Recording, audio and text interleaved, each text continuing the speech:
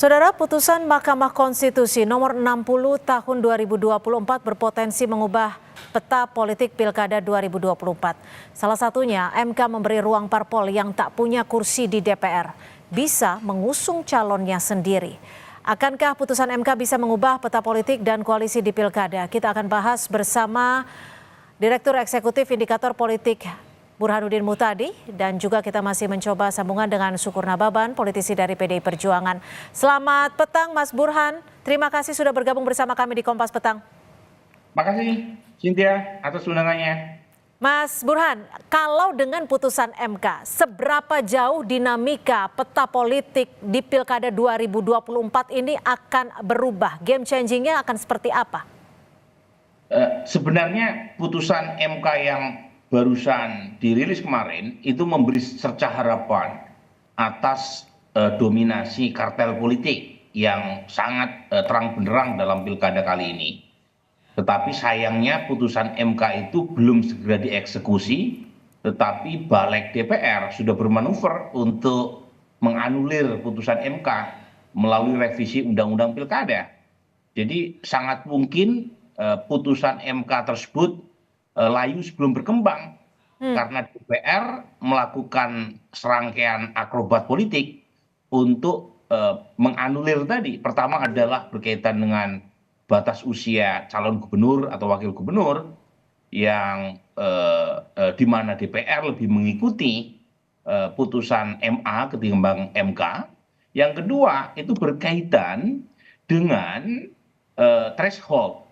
Jadi kalau kita mengacu pada putusan MK, itu clear di halaman 77 putusan MK nomor 60 itu disebut bahwa yang menjadi subjek bagi berlakunya threshold ini adalah partai politik atau gabungan partai politik peserta pemilu dan seterusnya yang memenuhi syarat sesuai dengan persentase yang berbeda-beda sesuai dengan jumlah penduduk di setiap wilayah. Nah di situ itu sama DPR diganti. Jadi yang mendapatkan tanda kutip semacam kemudahan untuk mendaftarkan calon di pilkada itu hanya partai yang tidak punya kursi di DPR. Oke, nah, tapi gini Mas Burhan. Kita coba membacanya dari bahasa orang awam gitu ya. Mana yang lebih kuat sebenarnya? Putusan MK yang final and binding atau Balik DPR yang saat ini sedang bergulir? Nah sebenarnya kalau kita mengacu pada Undang-Undang Dasar itu kan jelas putusan MK itu bersifat final and binding. Jadi artinya kita mengacu pada apa yang sudah ditetapkan oleh MK putusan nomor 60. Jadi case close kalau kita mengacu pada situ. Tetapi kan DPR melalui rapat kilat pagi ini itu mengatakan bahwa MK dianggap mengeluarkan norma baru dan itu yang kemudian coba di amandemen melalui revisi Undang-Undang Pilkada yang mau disahkan besok. Nah ini jadi isu ini, kita mau mengikuti mana? Jadi sangat mungkin akan terjadi semacam konflik kewenangan dan itu akan mengganggu kepastian hukum. Karena kalau kita mengacu pada putusan sebelumnya jelas. Jadi persoalan yang sudah ditetapkan oleh MK itu mengatasi semua perbedaan pendapat.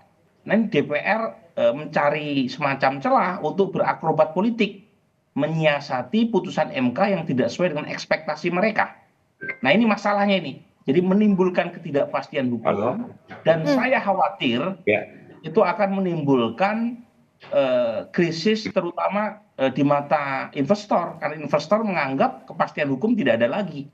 Jadi ini bahayanya di situ. Jadi saya mengingatkan sebelum revisi Undang-Undang Pilkada disahkan besok, itu tolong para elit politik itu menjaga ya kewarasan publik dengan mengikuti aturan main yang sudah ada. Supaya ada kepastian hukum dan iklim stabilitas politik itu bisa terjaga untuk pertumbuhan dan perkembangan ekonomi. Saya ke Bang Sukur Nababan sudah bergabung. Bang Sukur, kemarin usai putusan MK, PDI Perjuangan langsung melakukan rapat. Sudah ada hasilnya? Ya intinya kan apa yang diputuskan MK kemarin kan itu adalah kemenangan demokrasi. bahwa setiap orang itu berhak ya untuk mengajukan ya. Tetapi kita lihat sekarang ini di balik DPR, tetapi fraksi PD Perjuangan ngelawan loh, tidak setuju. Tadi Profesor Burhanuddin sudah menyampaikan ya apa fungsi-fungsi daripada lembaga tersebut.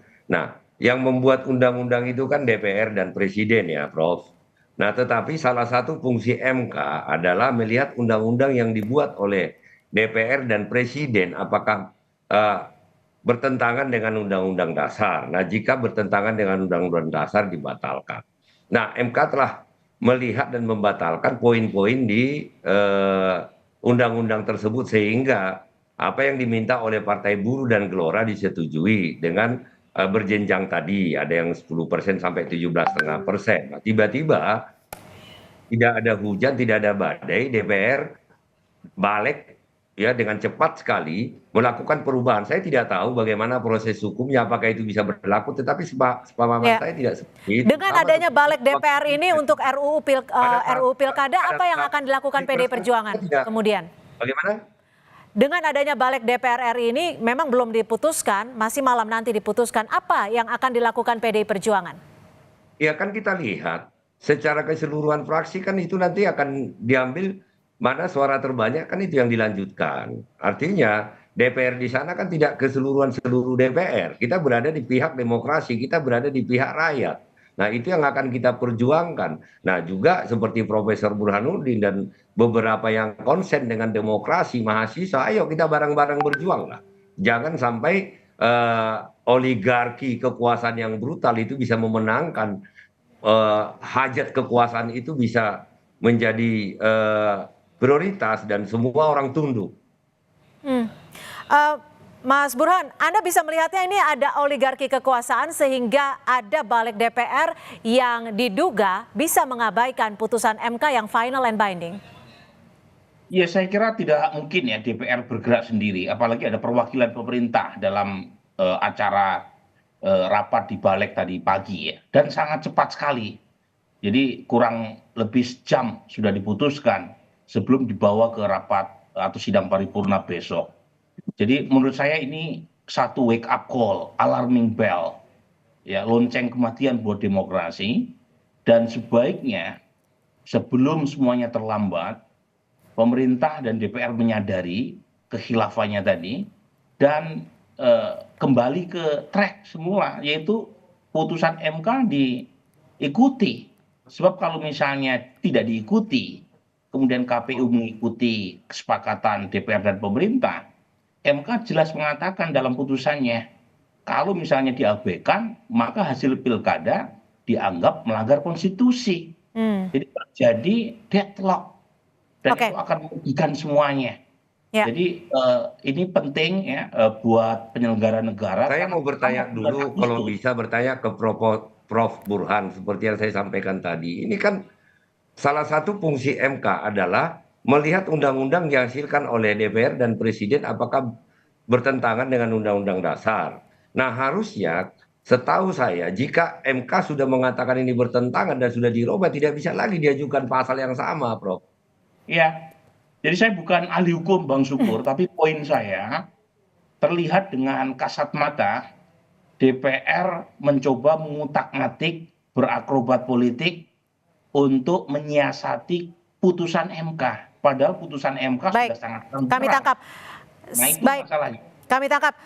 Terakhir, saya hanya minta Pak Syukur Nababan, jika berandai-andai akan mengajukan siapa, Ahok atau Anies? Sebut nama saja. Maksudnya? Berandai-andai jika putusan MK final and binding dan bisa mengajukan dari PDI Perjuangan, akan mengajukan Ahok atau Anies? Ya, kami memiliki kader-kader yang mumpuni. Nah, tentu nanti kader-kader kami siapa yang layak kami usung, kami berikan kepada rakyat Jakarta, Jawa Barat dan Banten, ya tentu kami akan bertarung. Oke, belum ada nama artinya ya. Baik, terima kasih Bang Syukur Nababan, politisi PDI Perjuangan, dan juga Mas Burhanuddin Muhtadi, Direktur Eksekutif Indikator Politik, sudah bergabung bersama kami di Kompas Petang. Selamat sore.